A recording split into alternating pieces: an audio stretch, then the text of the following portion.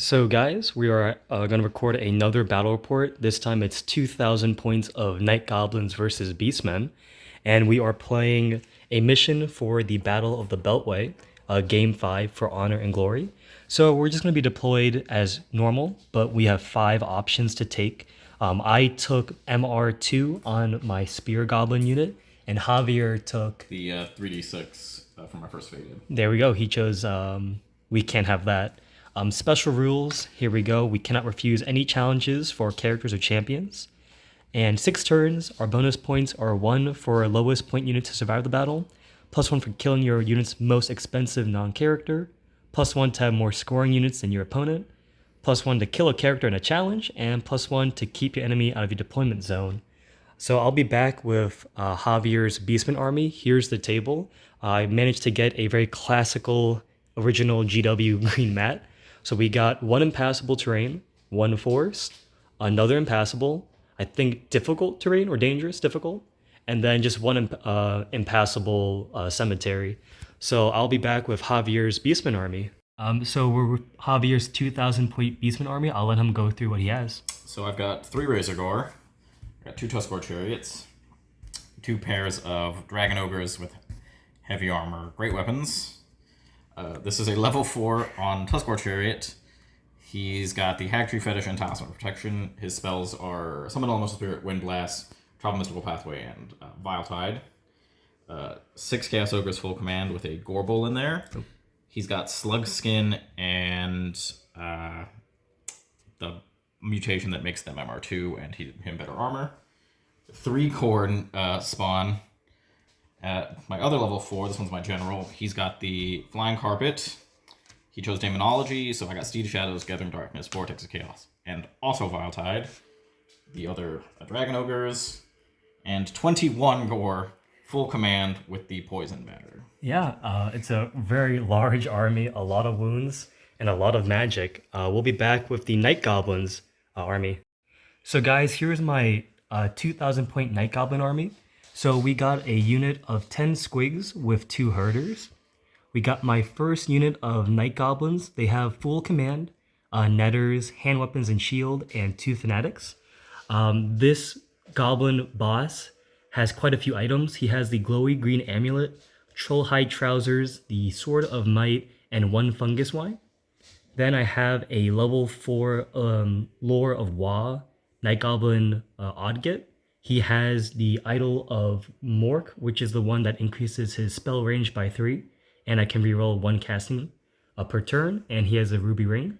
I have a Doom Diver in the back. Then I have another Night Goblin on Gigantic Cave Squig. He has the Choppiest Choppa and the Armor of Mork, so he's MR2 and a shield and 1 fungus wine. I have a unit of 6 Squig Hoppers.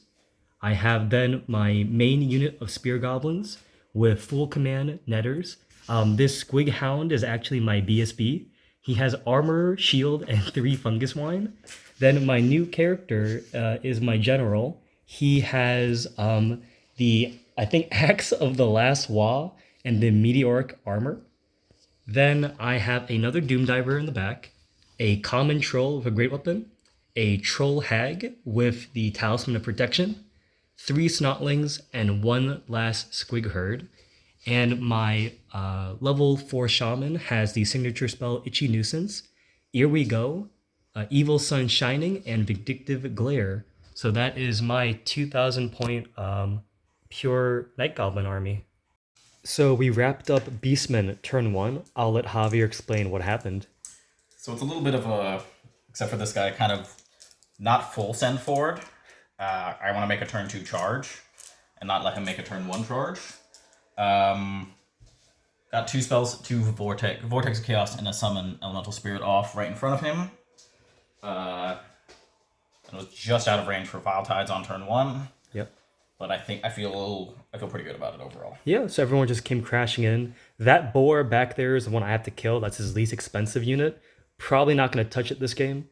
And we got a boar coming behind the cemetery. And we got another one on this flank.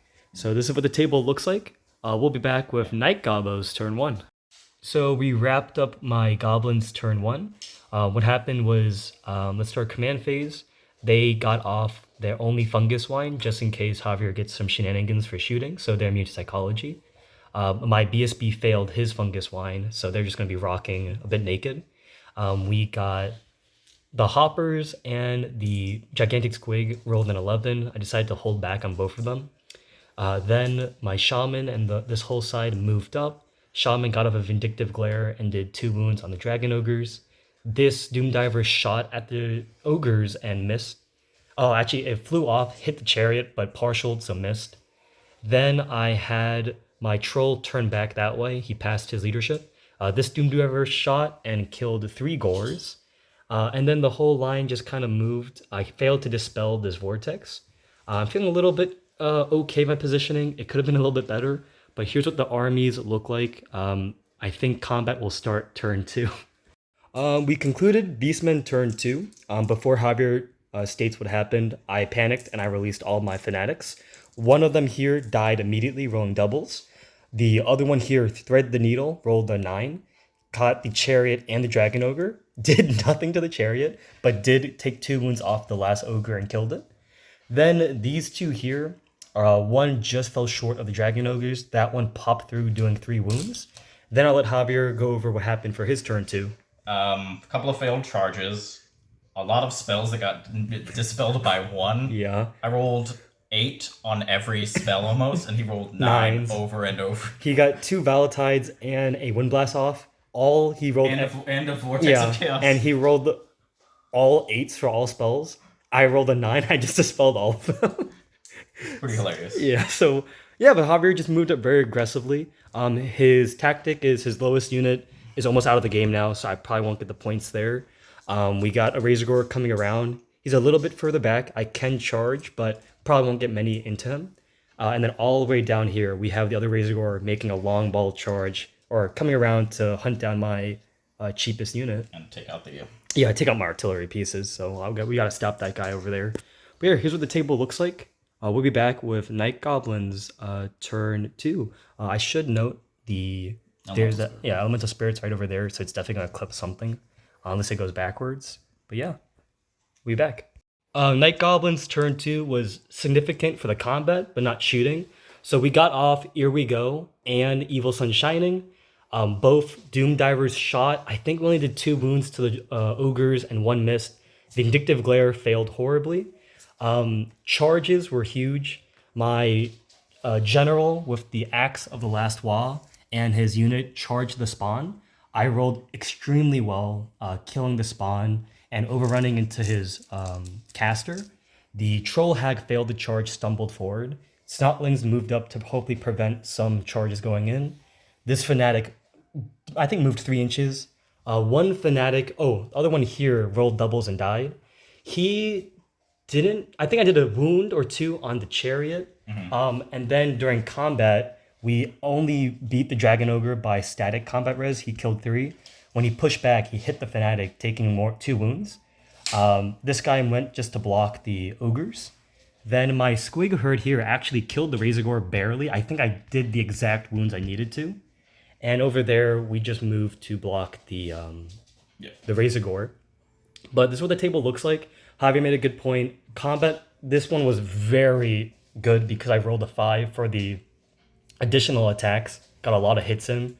But we got a lot of counter charges coming in, so I'm not so sure how the rest of my army will fare. So we'll be back with Beastmen turn 3. So we finished Beastmen turn 3. A lot happened. I'll let Javier go over what happened. Doing some damage. I've killed his BSB. Yep. Killed a bunch of goblins. So actually, wait, before we continue, sorry about that. This combat was significant. My boss with this crazy axe only did a wound on a chariot. And luckily, one of my, I think it was a BSB, did a single wound killing the one Dragon Ogre, which swung everything. We actually tied combat, but I'm a musician, so I won by 1. So he actually fled and broke. We followed up. So it was actually significant. The Goblin with no AP doing 1 more wound to the last Dragon Ogre. Yep. I'll let Javier, finish the rest here. BSB's dead. I picked up half the unit. Yeah. I did kill his character there in a challenge. Did I kill your character? No, he has 1 wound left. Ah, so I didn't. No, he passed his 6 up, 5 up. Yeah, so I didn't kill this character with. But he devastated the unit. most of the unit. But they rolled a 1 to follow 2. a 2, Just basically. and he actually is in combat with them. Yep. And this side, Javier, what happened here? Went in, did some wounds. You didn't roll your goodness, so picked up one of these and just in combat there. Yeah, I rolled the chart 4, not for the smother, which was what I was aiming for, but we're both unbreakable, which is good. And yeah, this is what the table looks like. Very bloody. We'll see what happens for Night Gobos turn 3. Night Goblins turn 3 was again kind of funny. So we'll start down here. The Squig Herd actually charged the Razorgore, and 1 killed him, failed to restrain, and overran. Still on the board. Over here, he killed the Swarm. I did again 4 wounds to the Gore. He won unbreakable, so we pushed back. Over on this side, the Shaman actually did Vindictive Glare to his general. Then the Doom Diver here got a spot on hit. We killed the Shaman. Over here, we were in a challenge, so my axe is broken now because I rolled a 6, but we did do 3 wounds to him. And he is fleeing at the moment, so I have to rally his turn. Then down here, my Giant Cave Squid killing blowed the Dragon Ogre. We both failed to restrain, so I just smacked like that. And this is what the table looks like for Night Goblins turn 3. These guys marched up trying to hunt down the last target. And yeah, so we'll be back with Beastmen turn 4. We just finished Beastmen turn 4, so I'll let Javier go over what just happened. He picked up the Gore unit finally. Yeah, I completely forgot he had D6 stomps, so the past 2 turns, maybe I should have done that, but... I annihilated the Goblin unit, except his general. Yeah. Basically did nothing there, but he fled, and then we're in combat here. Yeah, so Javier does... He killed the swarms here. My fat lady cleared up that. So yeah, the board is actually very empty. I got a Fanatic who just refuses to die. My General with 1 wound chilling out there. These Squigs are making their way down to that boar. And then I got the rest of my guys just chilling in the back. So this is Night Goblins turn 4. So for Night Goblins turn 4, I think it went pretty well. I decided to move my General. Sorry about that. My General moved. He'll still be in range, but just make it a little bit harder. If I get a cheeky spell, maybe. We are now in his deployment zone, so I'll get points for that. Javier's got a chariot here looking at a lot of stuff here, so I'm not too worried. The Troll Hag demolished the Dragon Ogre and reformed just in case he wants to do something funky. And surprisingly, the Gorble didn't, he beat my character, killed the unit, but my guy still fled quite far. So we'll be back with Beastmen turn 5. Okay, so we just finished the game. The last 2 turns, I wanted to wrap it up a little bit. We were, playing a bit more competitively, so I didn't want to break the zen. The final score was I got 1661 points. Javier got 1297. I only got +1 bonus points, so it was a 12-9, just a minor win for me. I'll let Javier say some highlights, lowlights about the game. We were just, for the past couple minutes, discussing some tactics. So Javier, take it away. When Vile Tide goes off, it's always good. But, I don't know, there's a lot of stuff that just died that I don't think should have just folded the way it did for me. Yeah. The biggest unit we were just discussing were the spawn.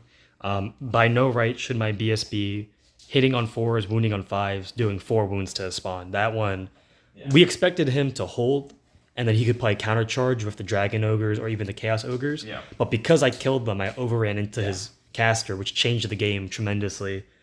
But Javier's list, I thought for this one, it's a very close game.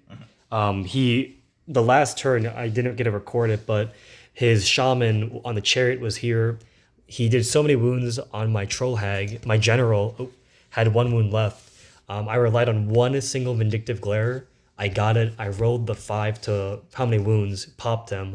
But we were discussing if the guy lived with a single wound, he would have either killed the General or the Troll Hag, and that would have just swung the game completely because the Razorgore probably can come in and clean him up.